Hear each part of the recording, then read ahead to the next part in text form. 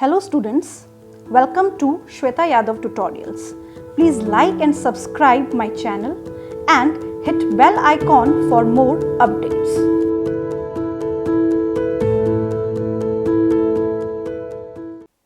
Last video में हमने absorption in loop of Henley के बारे में पढ़ा था कि लूप ऑफ हेनले में किस तरीके से एब्जॉर्प्शन होता है।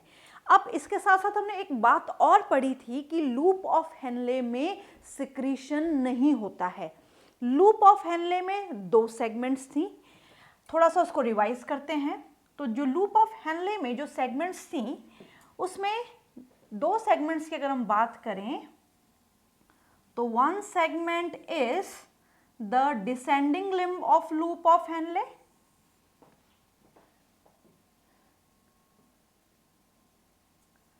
the one segment is the descending limb of loop of Henle,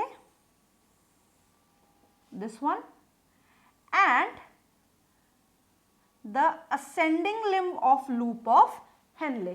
तो दो segment हो गई, this one is the descending limb of loop of Henle and this one is ascending limb of loop of Henle. अब थोड़ा सा revise करें। Filtrate बना था, ग्लोमेरुलस ने मदद की थी, डिफरेंट प्रेशर्स की वजह से फिल्ट्रेट बना था। फिल्ट्रेट बन के बोमन्स कैप्सूल में इकट्ठा होता है, आइसोटोनिक टू द प्लाज्मा होता है। उसके बाद फिल्ट्रेट जाता है बोमन्स कैप्सूल से पीसीटी में। पीसीटी में भी मैक्सिमम रीएब्जॉर्प्शन होने के बाद भी जो फिल्ट्रेट है that is isotonic to the plasma, उसकी जो ऑस्मोलैरिटी होती है दैट इज 300 मिली ऑस्मोल। अब जैसे जैसे लूप ऑफ हेनले में जाता है तो लूप ऑफ हेनले में जब descending limb of loop of Henle में जाता है तो यहां से लगातार वाटर बाहर निकलता रहता है। ये पानी को लगातार बाहर निकालती रहती है और पानी के निकलने से जो फिल्ट्रेट है उसकी टोनिसिटी चेंज हो जाती है। टोनिसिटी चेंज होने का मतलब क्या है? जो फिल्ट्रेट आइसोटोनिक टू प्लाज्मा था पीसीटी में, वो अब बन चुका है हाइपरटोनिक। ऑस्मोलैरिटी नीचे आते आते बहुत चेंज हो गई।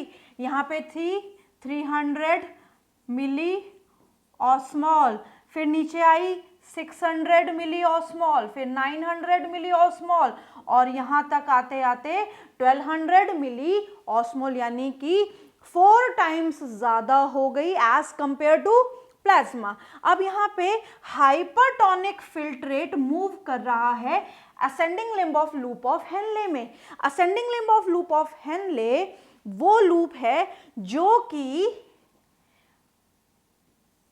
निकाल के फेंकेगा बाहर सॉल्ट को। तो यहाँ पे NaCl लगातार बाहर निकलता जाता है और NaCl के लगातार बाहर निकलने से जो टोनिसिटी यहाँ पे चेंज हुई है वो फिर से यहाँ पे ऊपर आते आते चेंज हो जाएगी। अब टोनिसिटी क्या होगी? हाइपरटोनिक यूरिन है, यानी कि सॉल्यूट ज्यादा है। अब ये बहुत समझदार है ascending limb of loop of Henley, ये वाटर के लिए तो इम्परमेबल है बट इसने एक आसान रास्ता निकाल लिया और इसने नमक को बाहर फेंकना शुरू कर दिया। जैसे ही सॉल्ट या सॉल्यूट बाहर निकला तो यहाँ पे ऑस्मोलैरिटी फिर से चेंज हो गई जैसे जैसे ऊपर गया, और ऑस्मोलैरिटी चेंज होते होते ascending limb of loop of Henle में फिर से हो गया हाइपोटोनिक फिल्ट्रेट या hypotonic liquid ascending limb of loop of Henle में है। ये एक ऐसा लिम्ब है जहां पे सबसे ज्यादा डाइल्यूटेड फिल्ट्रेट रहता है। ये बहुत इंपॉर्टेंट क्वेश्चन है कि जो फिल्ट्रेट है वो सबसे ज्यादा डाइल्यूटेड किस में रहता है? तो सबसे ज्यादा डाइल्यूटेड फिल्ट्रेट या लिक्विड नेफ्रॉन के ascending limb of loop of Henle में रहता है। यहां तक हम पढ़ चुके हैं। टोनिसिटी लगातार चेंज होती जा रही है। अब जो फिल्ट्रेट है या जो लिक्विड है, अभी तक हम उसको हमने यूरिन नहीं बोला है। अब यूरिन पहली बार जो शब्द यूज किया जाता है वो किया जाता है DCT में। तो हम डिस्कस करने जा रहे हैं अब DCT के बारे में। ये सारा जो हमने प्रीवियस पढ़ा था उसका रिविजन हमने कर लिया है। नेक्स्ट हम बात करते हैं रीएब्जॉर्प्शन इन DCT। हम यहाँ पे दो चीजें पढ़ रहे हैं। एक हम पढ़ रहे हैं रीएब्जॉर्प्शन और एक हम पढ़ रहे हैं सिक्रीशन। रीएब्जॉर्प्शन का मतलब है ट्यूब्यूल से चीजें निकल के बाहर गई, बाहर कहां पे गई, इंटरस्टिशियल फ्लूइड में गई। इंटरस्टिशियल फ्लूइड बहुत ज्यादा समझदार है, उसने वो सारी चीजें दे दी वासा रेक्टा को। वासा रेक्टा क्या है, ब्लड कैपिलरी का पार्ट है। तो जो चीज लॉस हुई थी, लॉस इन द सेंस जो चीज बाहर निकली थी, वो दोबारा से ब्लड को दे दी गई पीएच रेगुलेट करने के लिए, बॉडी फ्लूइड की ऑस्मोलैरिटी रेगुलेट करने के लिए। अब जो लिक्विड है वो descending limb of loop of Henle में गया। तो descending limb of loop of Henle में descending limb of loop of Henle से असेंडिंग में गया, असेंडिंग से गया डिस्टल कॉन्वोल्यूटेड टिब्यूल में। अब हम बात करेंगे डीसीटी की। जो डीसीटी है that is distal convoluted tubule. What is DCT? That is distal convoluted tubule. ये जो डिस्टल कॉन्वोल्यूटेड टिब्यूल है, यहां पे एग्जैक्टली होता क्या है वो हमें समझना है। सो यहां पे होता है conditional reabsorption of sodium and water. Very very important line. यहां पे कंडीशन के हिसाब से सोडियम और वाटर का रीएब्जॉर्प्शन होता है। In the presence of aldosterone hormone and the salt means the sodium are reabsorbed actively। अब यहाँ पे ये जो सेगमेंट है, यहाँ पे कंडीशनल रीएब्जॉर्प्शन क्यों होता है ये बात हमें समझनी है। यहाँ पे कंडीशनल रीएब्जॉर्प्शन इसलिए होता है क्योंकि जो डीसीटी है that is distal convoluted tubule, ये अंडर द कंट्रोल है हॉर्मोन्स के, यानी कि ये हॉर्मोन्स के थ्रू रेगुलेट होती है। हॉर्मोन्स में जो पहला हार्मोन हम पढ़ेंगे that is aldosterone. Aldosterone secrete होता है एड्रीनल ग्लैंड के कॉर्टेक्स पार्ट से। ये एड्रीनल ग्लैंड है, इसका बाहर का पार्ट होता है adrenal cortex. Adrenal cortex, this is adrenal cortex, adrenal gland का बाहर वाला हिस्सा सिक्रीट करता है एल्डोस्टेरॉन नाम का हार्मोन। ये जो एल्डोस्टेरॉन नाम का हार्मोन है, इसको मिनरलोकॉर्टिकॉइड भी बोला जाता है। Mineralocorticoid, this hormone is known as mineralocorticoid. क्या करता है ये एक्टिव रीएब्जॉर्प्शन करवाता है सोडियम का, यानी कि सोडियम का एक्टिव रीएब्जॉर्प्शन कराएगा, यानी कि सोडियम को बाहर निकालेगा। और वाटर का जो रीएब्जॉर्प्शन है वो किसकी वजह से होता है? वाटर का जो रीएब्जॉर्प्शन है वो होता है पैसिवली। और इस पैसिव रीएब्जॉर्प्शन में एक दूसरा हार्मोन है जो इसको रेगुलेट कर रहा है। बट हमें कई जगह ये भी लाइंस मिल सकती हैं कि जो एल्डोस्टेरॉन है ये की हार्मोन है, ये इंपॉर्टेंट हार्मोन है या प्राइमरी हार्मोन है विच regulate the salt and water balance. But salt और वाटर बैलेंस किसका रेगुलेट कर रहा है? बॉडी फ्लूइड का रेगुलेट कर रहा है, क्योंकि यहां से एक्टिवली सॉल्ट को लेके ब्लड को दे रहा है। सॉल्ट कहां से निकलेंगे? टिब्यूल से निकलेंगे, कहां जाएंगे? ब्लड के पास, यानी कि ब्लड कैपिलरीज में दोबारा से चले जाएंगे। तो ये निकाल के वहां भेज रहा है जिससे ब्लड की ऑस्मोलैरिटी मेंटेन रहे। दूसरी बात हमने यहाँ पे की एडीएच के बारे में। ADH is very very important hormone. ये जो एडीएच है इसका फुल फॉर्म है एंटी डायूरेटिक हार्मोन। इसका फुल फॉर्म है एंटी डायूरेटिक हार्मोन और इसका दूसरा नाम है वैसोप्रेसिन। इसका दूसरा नाम है वैसोप्रेसिन। वैसोप्रेसिन जो है ये बनाने का काम, इसको प्रोड्यूस करने का काम करता है हाइपोथैलेमस। हाइपोथैलेमस इसको बनाता है और ये हार्मोन स्टोर हो जाता है पोस्टीरियर पिट्यूटरी में। कहाँ पे स्टोर हो जाता है? पोस्टीरियर पिट्यूटरी ग्लैंड में, और फिर पोस्टीरियर पिट्यूटरी ग्लैंड इसको सिक्रीट करता है, और इस हार्मोन के जो रिसेप्टर्स होते हैं वो प्रेजेंट होते हैं डीसीटी पे। सो यहाँ पे रिसेप्टर्स प्रेजेंट होते हैं, और ये रिसेप्टर्स जो हैं इनके कारण ही ये जो हार्मोन है डीसीटी को टारगेट कर पाता है। डीसीटी के साथ साथ जो कलेक्टिंग डक्ट्स हैं वहां पे भी रिसेप्टर्स प्रेजेंट होते हैं इन हार्मोन्स के लिए, ये बात ध्यान रखनी है। तो यहाँ पे ये जो एडीएच है ये कहाँ पे बन रहा है? ये हाइपोथैलेमस में बन रहा है, ये अपने आप में क्वेश्चन है, और बनने के बाद ये पोस्टीरियर पिट्यूटरी में स्टोर हो जाता है एज पर द रिक्वायरमेंट, कि हमारी बॉडी को कैसी रिक्वायरमेंट है, कैसा फिल्ट्रेट उसके पास आ रहा है, उसके हिसाब से ये बॉडी के साथ काम करता है। अब इसका काम क्या है? वाटर का रीएब्जॉर्प्शन कराना, और वाटर हमें पता है कि बिना किसी एनर्जी के ट्रांसपोर्ट हो जाता है। So ADH, water is reabsorbed passively. ADH की वजह से क्या होता है? ड्यू टू एडीएच वाटर का रीएब्जॉर्प्शन हो जाता है पैसिवली। डीसीटी में रीएब्जॉर्प्शन होता है HCO3 नेगेटिव का, बाइकार्बोनेट का भी रीएब्जॉर्प्शन होता है, किसमें? डीसीटी में।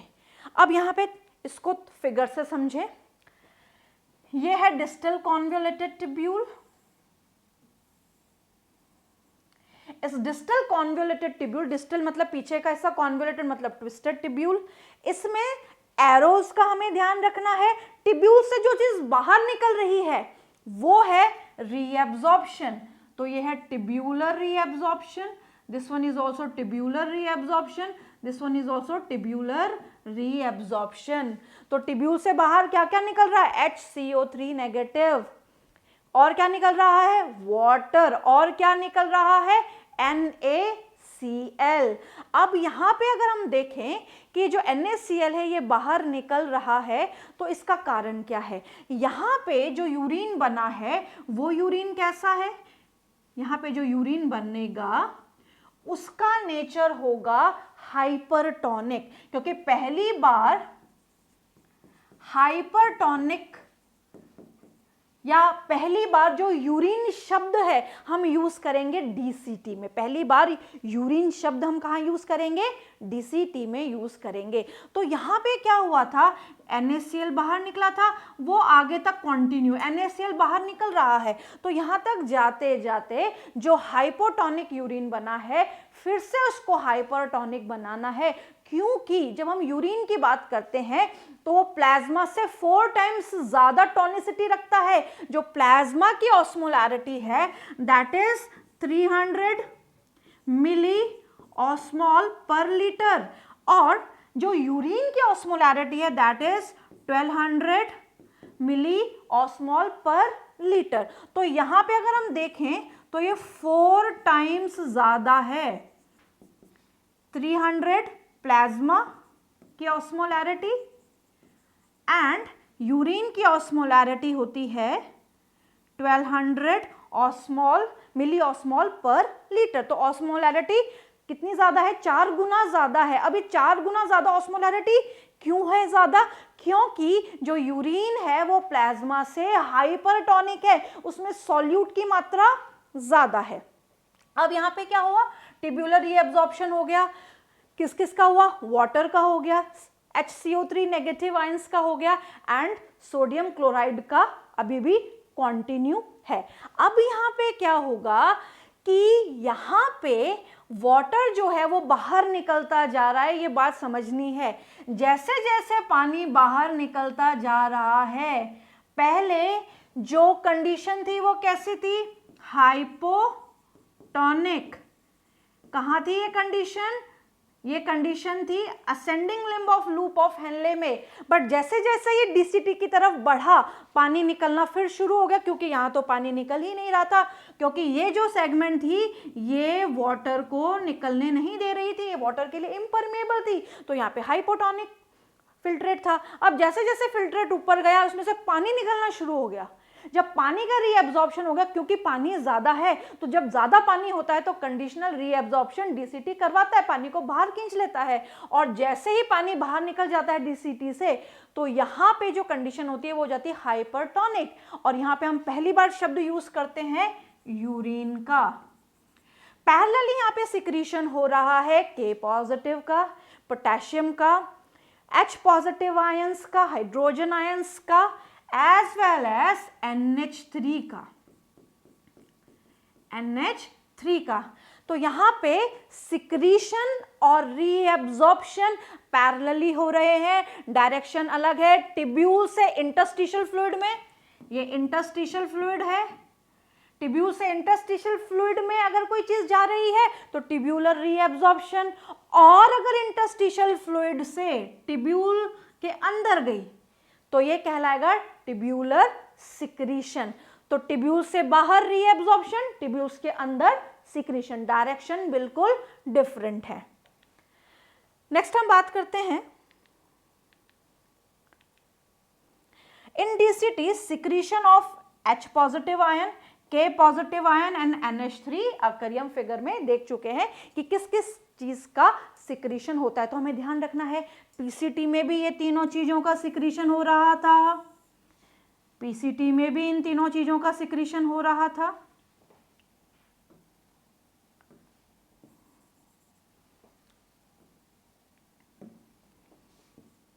एज वेल एज डीसीटी में भी इन तीनों चीजों का सिक्रीशन हो रहा है। सो ये बात हुई reabsorption and secretion in DCT की, क्योंकि दोनों चीजें पैरेलल चलती हैं। अब हम बात करेंगे रीएब्जॉर्प्शन इन कलेक्टिंग डक्ट, जो लास्ट है पार्ट, कि अब जो चीज बन गई है वो कलेक्टिंग डक्ट में आएगी। तो कलेक्टिंग डक्ट अब अपना रोल प्ले करेगी। वो कैसे करेगी? Large amount of water could be absorbed from the region to produce concentrated urine in the presence of ADH. I told you earlier that the collecting duct is also the under control of antidiuretic hormone. Collecting duct भी किसके under control है? ADH के, क्योंकि collecting duct पे भी receptors present होते हैं।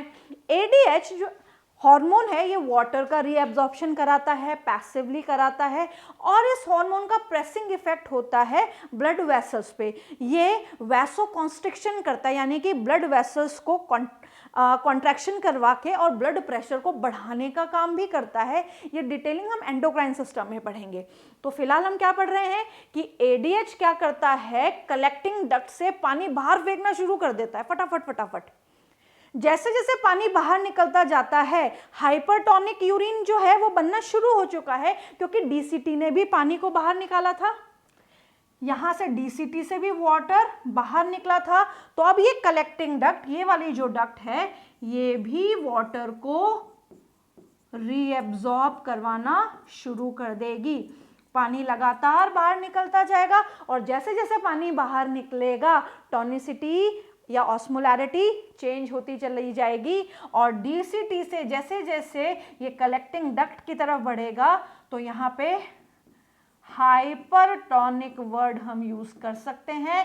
पहली बार हाइपरटोनिक वर्ड जो है या यूरिन शब्द हमने यूज किया था डीसीटी में। जैसे जैसे कलेक्टिंग डक्ट में आ रहा है तो पानी बाहर निकलता जा रहा है।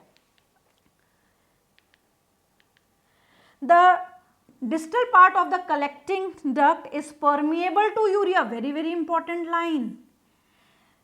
जो डिस्टल पार्ट है, डिस्टल पार्ट यानी कि पीछे का पार्ट कलेक्टिंग डक्ट का, वो यूरिया के लिए परमिएबल है, यानी कि वो यूरिया को बाहर निकाल रहा है। So the small amount of urea is also reabsorbed from the filtrate and it add to the osmolarity of the medullary interstitium. Very very important line. ये लाइन ये समझा रही है कि सारा का सारा यूरिया हम यूरिन में एलिमिनेट नहीं करते हैं। कुछ amount of urea, small amount of urea collecting duct बाहर निकाल देती हैं, और ये जो यूरिया है, ये यूरिया आ जाता है कहाँ पे? ये यूरिया आ जाता है मेड्यूलरी इंटरस्टिशियम में। मेड्यूला के आसपास की जो जगह है उसको बोला जाता है मेड्यूलरी इंटरस्टिशियम। ये मेडुलरी इंटरस्टिशियम में आ गई। क्यों आ गई? क्योंकि इसको इस रीजन की भी ऑस्मोलैरिटी मेंटेन करनी है। ये बहुत इंपॉर्टेंट लाइन है कि जो यूरिया है उसका भी रीएब्जॉर्प्शन कहाँ पे होता है? कलेक्टिंग डक्ट में। साथ साथ में किसका होता है? वाटर का रीएब्जॉर्प्शन भी कलेक्टिंग डक्ट में होता है और हाइपरटोनिक यूरिन बन जाता है। Collecting duct play a role in maintenance of the pH. अब हम यहां पे बात करें सिक्रीशन की। रीएब्जॉर्प्शन में तो क्या हुआ कि जो कलेक्टिंग डक्ट्स थी, इन कलेक्टिंग डक्ट्स ने बाहर क्या निकाल दिया है? इन कलेक्टिंग डक्ट्स ने बाहर निकाल दिया है वाटर को। ये वाटर को बाहर निकाल दिया हाइपरटोनिक यूरिन बनाने के लिए। साथ साथ में थोड़ा सा यूरिया भी इन्होंने बाहर निकाल दिया मेडुलरी इंटरस्टिशियम की ऑस्मोलैरिटी को मेंटेन करने के लिए। अब यहाँ पे रीएब्जॉर्प्शन जो है वो खत्म हो जाता है। फिर हम बात कर रहे हैं सिक्रीशन भी तो हो रहा है, पैरेलली हो रहा है। रीएब्जॉर्प्शन, टिब्यूल से कोई चीज बाहर निकली, बाहर निकल के इंटरस्टिशियम में आ गई, इंटरस्टिशियम से ब्लड में चली जाएगी। अब ब्लड भी तो अपना रोल कर रहा है। ब्लड जो है, जो भी वेस्ट है, जो भी चीजें उसको नहीं रखनी है, वो दे देगा मेडुलरी इंटरस्टिशियम को या इंटरस्टिशियल फ्लूइड को, और वहां से ये सारा सामान आ जाएगा कलेक्टिंग डक्ट में। ऐसा ही तो हम पढ़ते आए हैं। तो यहाँ पे कलेक्टिंग डक्ट का रोल हम देख रहे हैं। सिक्रीशन में क्या है? Collecting ducts play a role in the maintenance of the pH and ionic balance of the blood by selective secretion of the K positive and H positive ion। बहुत important line है कि जो secretion है वो किस किस का हो रहा है? H पॉजिटिव आयंस का। H पॉजिटिव आयन अंदर गए, K पॉजिटिव आयन अंदर गए। तो H पॉजिटिव आयन और K पॉजिटिव आयंस जो अंदर जा रहे हैं, यानी कि सिक्रीशन हो रहा है, किसके अंदर जा रहे हैं? कलेक्टिंग डक्ट के अंदर जा रहे हैं। कोई चीज अगर कलेक्टिंग डक्ट के अंदर आ रही है तो वो कहलाएगा सिक्रीशन। किस लिए किया जा रहा है? Maintenance of pH and ionic balance of the blood. अब ऐसा क्यों है? ये बात बहुत इंपॉर्टेंट है। ऐसा इसलिए है कि अगर ये यहाँ पे नहीं आएंगे तो इनका कॉन्सेंट्रेशन ब्लड में बढ़ेगा। ब्लड ने तो भेज दिया इनको कि जाओ अब तुम, और अगर ब्लड ऐसा नहीं भेजता तो जो ब्लड है उसमें H पॉजिटिव आयंस ज्यादा होने से क्या होगा? ब्लड में पीएच बदलेगा। ब्लड का जो पीएच है वो 7.4 पीएच है, K पॉजिटिव ज्यादा रहेगा तो एसिडिक पीएच होने की संभावना रहेगी। तो यहाँ पे क्या होता है कि जो आसपास में जो ब्लड वेसल्स हैं या ब्लड कैपिलरीज हैं वो इनको बाहर निकाल देती हैं। बाहर से ये इंटरस्टिशियल फ्लूइड में आ जाते हैं H positive and K positive ion, और यहाँ से ये चले जाते हैं कलेक्टिंग डक्ट में। बहुत सारी कलेक्टिंग डक्ट एक साथ एक सिंगल डक्ट बनाती हैं। ये सारी डिटेलिंग हम कर चुके हैं। That is the duct of Bellini. Duct of Bellini papilla में खुलती हैं और वहां से वो रीनल पेल्विस से होते हुए यूरेटर में ओपन होके और यूरिनरी ब्लैडर में यूरिन को स्टोर कर देती हैं टेम्परेरीली, और बॉडी से जो यूरिन है वो एलिमिनेट हो जाता है यूरेथ्रा की सहायता से। तो यहाँ पे हमने बहुत इंपॉर्टेंट टॉपिक पढ़ा है, and the name of the topic is how the urine get formed. किस तरीके से यूरिन बनता है। यहाँ पे आपको ऑस्मोलैरिटी याद रखनी है। आइसोटोनिक कहाँ है, हाइपरटोनिक कहाँ है, हाइपोटोनिक कहाँ। ये सारी बातें बहुत इंपॉर्टेंट है क्योंकि सीक्वेंस भी आ जाती है। PCT, loop of Henley, DCT, collecting duct. बताइए टोनिसिटी कैसी थी, कहाँ, किस रीजन में। तो ये सारी टोनिसिटी भी आपको प्रॉपरली सीक्वेंस वाइज पता होनी चाहिए। नेक्स्ट वीडियो में हम पढ़ेंगे यूरिन का रेगुलेशन कैसे होता है, मिक्स्ड यूरिनेशन रिफ्लेक्स क्या होता है।